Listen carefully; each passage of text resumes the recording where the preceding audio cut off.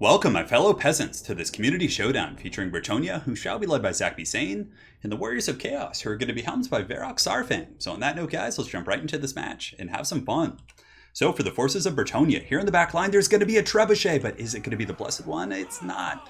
So there's going to be no blessings for the Dark Gods today, so I feel a little bit bad for Chaos, but you know what, they'll be fine. So anyways, the trebuchet is kind of an interesting pick here. A bit of a tech against Chosen with Halberds, I think. Some of the ways that Chaos does come into this matchup, oftentimes you'll see Dragon Ogre Shaggus, and it looks like over here, oh man, the Chaos player is actually going to be going with a pretty deep strategy here. He does have the Kolek plus 2 big-ass Dragon Ogres, and also a Chaos Sorcerer. I don't know if that's tournament legal, actually, having all that. I think it is. Yeah, I'm not sure. I have to look into that. But that's a pretty big, mean beat squad here. But the other school of thought for Chaos is often just spamming Chosen with Halberds, having a bit of a Death Star, because Bretonnia Knights obviously will struggle a little bit against Chosen with Halberds if the player has good micro, can brace, and form those good defensive pockets. But yeah, what's it called? The Trebuchet, not bad against Chosen, not going to be terribly efficient in this build here. I mean, it can poke the Marauders and some other tools like that, but most of the big issue here is going to be the Dragon Ogres, that's for sure. For the rest of the Bretonnian army in the back, they're going to be going super elite with the cap. So we have Grail Knights and the Companions here, and then on the other side, we have Questing Knights and Grail Knights as well. So Grail Knights can do a pretty good job against Shaggus. If they get a good surround and a charge, I mean, their charge bonus is huge. If you look here, it's 78, and if they go into Lance formation, it's even better. So if they're able to kind of lance down or Dragon Ogre Shaggoth, get that charge on the 70 armor, it can do some good work. Their AP is a little bit low, but like I said, Dragon Ogres, the standard ones, only have 70 armor. I think it used to be like 40 on those guys. And Kolek, of course, is very heavily armored with 95. So he's a little bit tougher to bring down, but there's Alberic as well. Alberic, anti-large, armor piercing, certainly going to be helpful in that respect. So Questing Knights here, I like them against Chaos, really good against Chaos Infantry, and also not bad against the big monsters. They have good AP, so if they have to fight like Armored Trolls, or if they have to fight Chosen, they have to fight, Shaggoths, these guys can actually put out some serious punch for sure. And I believe Alberic probably brought the item to give a bonus for his large. So he does have the Braid of Bordello. So this item is incredibly good. It's very similar to Aranis Assault Spite in that he gives nearby troops a bonus for his large of 8. So Questing Knights suddenly become a super, super solid pick against Chaos because they're anti-large, and then they're also going to have a good AP against the Shaggoths. So that's why Alberic, I think, is actually really solid here because of that item. So Men-at-Arms here, Spears, it's mainly just a chaff front line. I mean, when you go this expensive with like your elite knights, your infantry are going to suffer. So it's going to be Men-at-Arms, it's going to be Spearmen, Peasant Mobs, all that kind of good stuff. So, man, excited for this game. It's going to be fun. And, of course, a Damsel with Lore of Life. Over here for Chaos, in the front line, it's going to be a bunch of Marauders. Some Marauders, I think that's a good choice as well. I think Varrock here has a solid pick.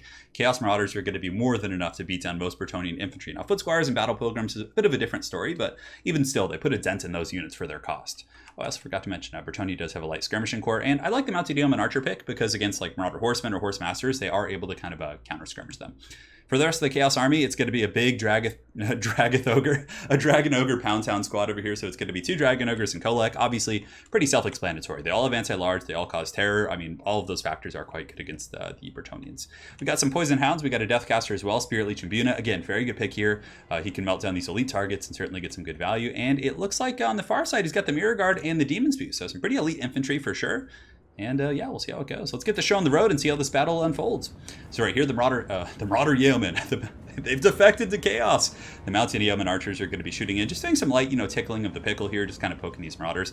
Not really too many good targets. Honestly, maybe just saving their ammunition and shooting at like, Kolek and some of these other targets would be good. Honestly, though, another really good target for them would probably be the Demon's View. I mean, Demon's View have 75 armor, but Forsaken in general are pretty squishy units. They don't have the biggest HP pools. So here the Blessed, or the regular Trebuchet is going to be shooting into the Marauders, taking out a couple models there, getting a little bit of a, value, but certainly not much. It has 9 kills, which I guess at this point in the battle isn't terrible. And some of the Marauder Horsemen Fire or Mounted Yeoman, god damn it, is going to be shooting into Kolek and these Dragon Ogres over here. In the meantime, Alberic and his Knights are coming over here, and the one advantage the Bretonnians have as it pertains to the cat fight is they have the, battlefield control. The Shaggoths kind of have to stay together. They don't want to get isolated, whereas the Knights can kind of just hammer multiple parts of this formation. So here you can see that the Grail Knights are going to be coming in, Quest Knights coming in, and they are certainly, hounding for some Chaos blood here. So these guys are going to be charging in, and the Questing Knights have a charge bonus of like 50, but yeah, these Marauders are going to get tracked pretty bad. So you can see they get punted, pretty good mass there on those Questing Knights. Those Great Swords definitely doing some work, and those Marauders are pretty much out of the picture. So far, very good stuff here from the Bretonnians, but it's only a matter of time before Chaos hits their main line, and on the far side, pretty much the same thing. Companions hammering these guys. You can see Grail Knights just giving the dirty business to these Marauders, and Alberic over here is going to be attacking the Forsaken. The Demons, he needs to be careful though. They actually hit pretty hard, and of course do have poison, so he doesn't want to get caught there. Now in the main line fighting, you can see over here a fat, angry Fated unit is going to be going down to the Grail Knights, and the big goon squad is coming, so the peasants are like, run for the lady! They're just like fleeing back to their keeps right now.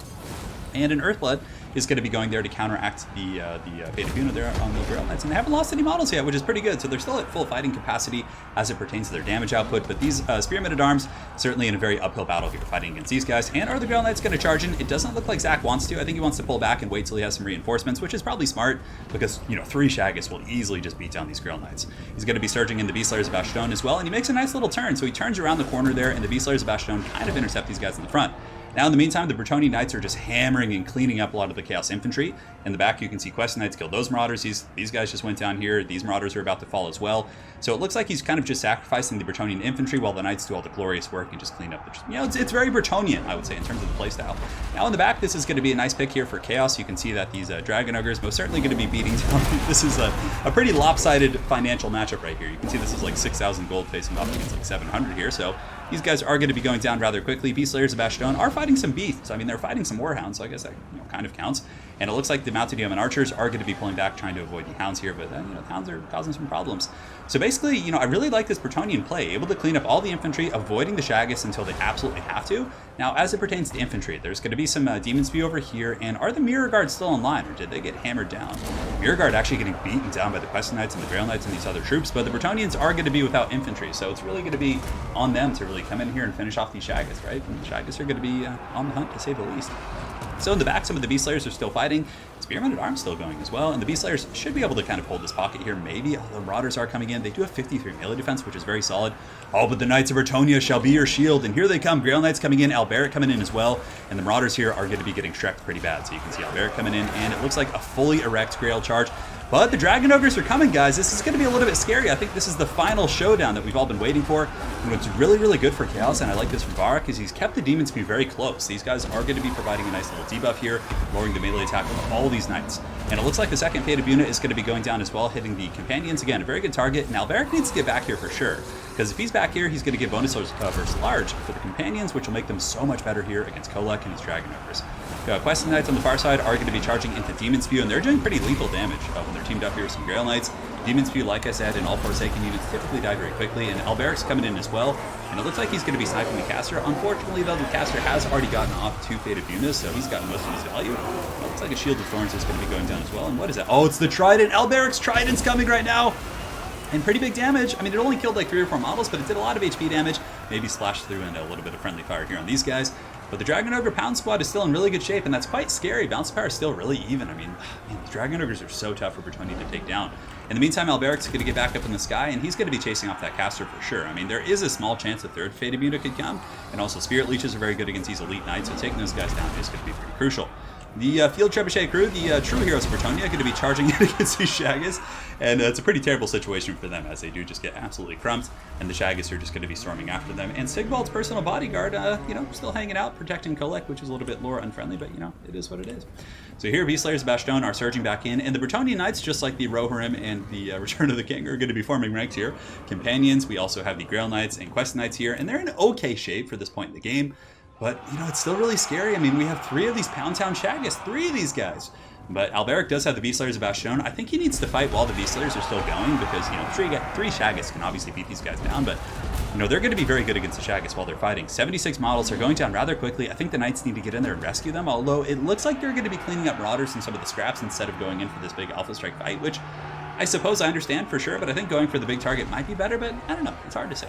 So anyways, right here you can see Mounted Yeoman going to be shooting in as well, and the Beastlayers of Bastion holding pretty well and getting some poking attacks. I mean, despite the fact that they're facing, 5 or 6 times their gold value, it's a pretty good little situation for them, and the Mirror Guard on top of that, right? So not bad at all, but the Beastlayers are going to eventually break. They're certainly a little bit outmatched here in this situation.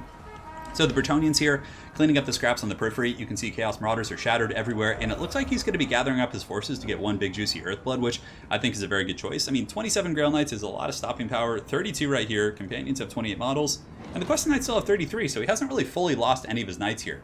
But remember, Earthblood and Invocation of Nehek and those type of effects are now limited to 4 models tops, so he's not going to be able to hit Alberic as well. I mean, it'll hit 4 of those, 6 models right there, so I'm not really sure how it prioritizes its targets, but nonetheless, Chaos has got a pretty angry little force here, and the bounce power is still just damn even. I mean, maybe slightly in the favor of Chaos, but it's pretty much a negligible difference here. So Overcasted Earthblood is going to be going down. It healed these guys, healed these guys. It did not heal those Grail Knights in the back, so it decided to go with Alberic and those other targets right there. And here comes the final fight for the Fate of Middle-earth, it looks like. Maybe. No, he's pulling back a little bit. I mean, he probably wants to get a Spearman in there, which is the right choice. Get the Spearman in. Oh, but a nice hammering charge on the flank, so he pulls the Shaggus away, gets a nice little charge in the back, but at what cost are any of these brave Grail Knights going to go down? It does not look like it. They might get away, but Kolek's very fast. And that's going to be it, as Chaos does withdraw from that game. Wow, that is crazy. I mean, I'm pretty sure Chaos still had a chance there, but even still, I think the Bretonnians probably would have won it eventually, just with the cycle charging and getting Alberic in there and giving a bonus first large to all those elite knights. Because the Shaggoths, if they're fully surrounded by these elite anti-large knights, they're not going to be able to really do much without the support of infantry. I mean, they'll be able to do a lot of damage, but they'll eventually go down, I think, to these kind of numbers, especially since there's spears and there's mounted yeomen who would get bonus first large from Alberic. I mean, that synergy is really, really strong. So a little bit of an early withdrawal for sure, but it was still a good showcase of what the Bretonnian Knights can do. And yeah, I mean, the Trebuchet was the only thing that was a little bit weird, but it's a tech, right? I think that he brought it just in case it were chosen with halberds, in which case it would actually generate a ton of value. So I think it's a solid pick, and I like the army. It was good, it was elite, Alberic looking like an absolute pimp. And hopefully you guys enjoyed this Bretonnia versus Chaos game. And for the Chaos army, I liked it. I think Marauders are fine, Dragon Ogre Shaggoths are fine. I mean, they're all like pretty much standard competitive stuff. Mirror Guard, I think you could probably cut the Mirror Guard. I like the Demon's View as like kind of a mobile, -5 melee attack battery. Let's see. Yeah, cut those guys. Maybe mix in a couple of Marauder Horsemen or some more Hounds. I don't know, Hounds really though? Hounds are pretty good. If you can like trap down the Knights with Hounds, but they usually just get killed so quick. So maybe just bring in some Marauder Horsemen with Throwing Axes or Horse Masters to kind of, counter skirmish and poke down the heavy Knights. They're pretty good against that, especially the Throwing Axes. So that would maybe be my 2 cents. So again, hopefully you guys enjoyed this Bretonnia versus Chaos game, and we'll see you guys next time. Take care.